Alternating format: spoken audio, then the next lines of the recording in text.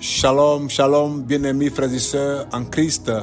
Bienvenue sur la plateforme de méditation, d'enseignement de la parole de Dieu, de prière, d'exhortation, le pain quotidien. Nous sommes aujourd'hui, mardi 6 mai 2025. Je suis le pasteur Canon Désiré et c'est un honneur, un plaisir de me retrouver au milieu de vous. Je veux saluer au passage tous les pasteurs, les éminents hommes de Dieu qui interviennent sur cette plateforme et qui nous font énormément de bien. Alors, le thème de ce jour est « Le fer aiguise le fer ». Le thème de la semaine, les bonnes relations. Et le thème du mois, les choix de destinée. Notre texte de méditation se trouve dans le livre de Proverbes 27, verset 17. Nous lisons la parole de Dieu avec respect. Comme le fer aiguise le fer, ainsi l'homme aiguise la face de son ami. Bien-aimés, la Bible nous donne de bons conseils sur ce que nous devons rechercher et éviter lorsque nous choisissons nos amis.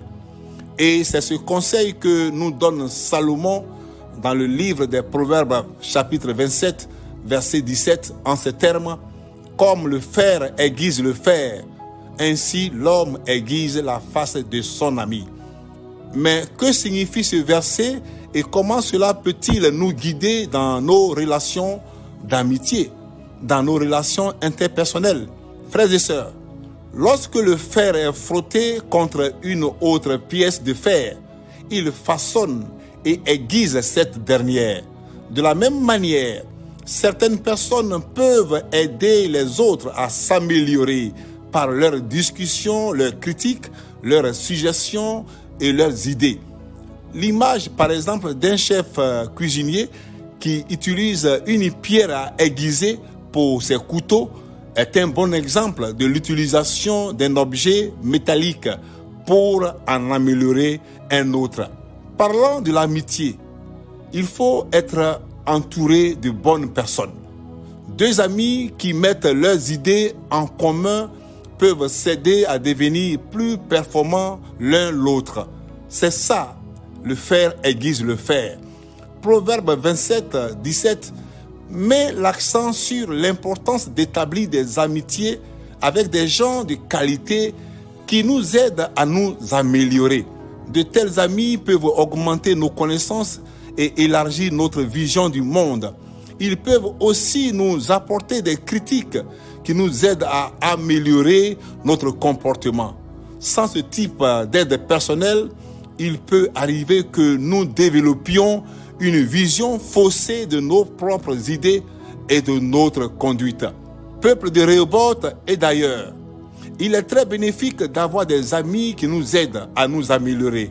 Cependant, la phrase « le fer aiguise le fer » suggère une contribution réciproque pour s'améliorer l'un l'autre. Autrement dit, nos amis doivent aussi bénéficier de notre compagnie comme nous bénéficions de la leur.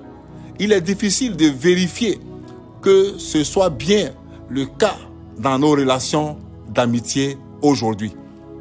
Bien-aimés, il est temps de s'interroger. Il est temps de se questionner. Mon influence améliore-t-elle les autres? Quand j'entre en contact avec un frère ou une sœur de l'église, avec un collègue, avec un ami, un membre de la famille, un inconnu, que deviennent ces personnes en ma compagnie? La question qui se pose, parviens-tu à impacter ton entourage? Qu'est-ce que ton entourage apprend de toi? Qu'est-ce que les autres apprennent de toi? Dénigrer, salir, critiquer les autres, murmurer, te plaindre? Non, ce n'est pas à cela que nous sommes appelés en tant qu'enfants de Dieu. Regarde, lorsque Jonathan est entré en contact avec David, il y a eu un déclic, un changement dans sa vie. Il a été influencé positivement au point qu'il donne son armure, ses habits à David. Tout au long de leur amitié, avant la mort de Jonathan, les deux amis se sont aidés. Ils se sont instruits réciproquement. Ils ont appris l'un de l'autre. Ils ont été très utiles. C'est ce qu'on appelle le fer aiguise le fer. Mais il y a des gens qui sont là pour apprendre que des autres, mais on n'apprend jamais d'eux. Et ce n'est pas normal en tant que chrétiens, nous qui avons le Saint-Esprit, qu'on ne soit pas capable de façonner, d'émonder, d'impacter, d'influencer les autres.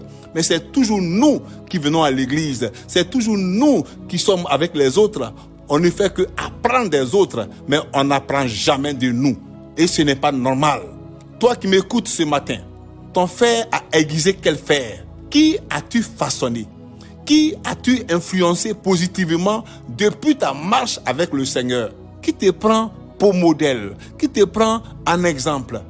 Si je veux emprunter le jargon ivoirien, je dirais, qui est devenu quoi par tes enseignements, par tes conseils, par ta sagesse, par ta connaissance spirituelle, intellectuelle, culturelle et j'en passe. Voyons rapidement quelques étapes permettant d'aiguiser ce qui nous entoure. Numéro 1, pour aiguiser ton entourage, tu dois t'améliorer. C'est-à-dire essayer de devenir une personne de qualité en développant tes capacités intellectuelles et spirituelles. Et je pense que nous le pouvons. Parce que à l'église de Rehoboth, nous avons les enseignements de qualité, les enseignements qui nous donnent de devenir des personnes capables d'influencer notre milieu. Numéro 2, pour pouvoir aiguiser ton entourage, tu dois montrer le bon exemple.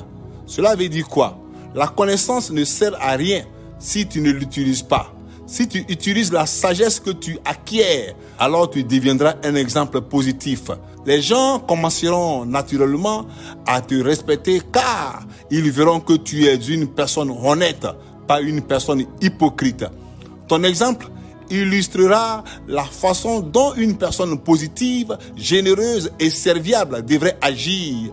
Jésus-Christ a établi un exemple suprême en servant ses disciples qu'il appelait ses amis. Dans Jean 13, verset 15, le Seigneur dit, « Car je vous ai donné un exemple afin que vous fassiez comme je vous ai dit. » Numéro 3, pour aiguiser les autres, tu dois aimer ton prochain. C'est-à-dire chercher humblement à aider les autres en maintenant un véritable désir de les voir réussir. Souviens-toi de la dimension réciproque du fer qui aiguise le fer, encourageant une interaction dans les deux sens au sein de laquelle tout le monde y trouve son compte. Bien-aimés frères et sœurs, si les gens voient que ta motivation est d'aimer et de servir les autres, tes opportunités pour trouver des relations amicales satisfaisantes augmenteront grâce à l'attention que tu portes aux autres. Ne fais rien par esprit de parti ou par vaine gloire, mais que l'humilité te fasse regarder les autres comme étant au-dessus de vous-même. Comme le dit Philippiens 2, 3. Je veux conclure pour dire, comme de nombreuses personnes qui ont réussi s'en rendent compte, la qualité de nos amis intimes fait une immense différence sur notre propre personnalité. Nous devions être reconnaissants lorsque nous sommes mis au défi par des amis qui nous aiment, car ils nous aident à arrondir les angles, à améliorer notre esprit et à faire ressortir le meilleur de nous-mêmes. Dans le même temps, nous devons aussi nous efforcer de leur rendre l'appareil. Pour notre développement personnel, efforçons-nous de nouer des amitiés dans lesquelles le fer aiguise le fer. Je veux dire à quelqu'un ce matin que ta destinée dépend des bonnes relations que tu as avec les autres, avec ton entourage. Et ta destinée dépend aussi de la manière dont tu aiguises l'autre fer. Bénédiction.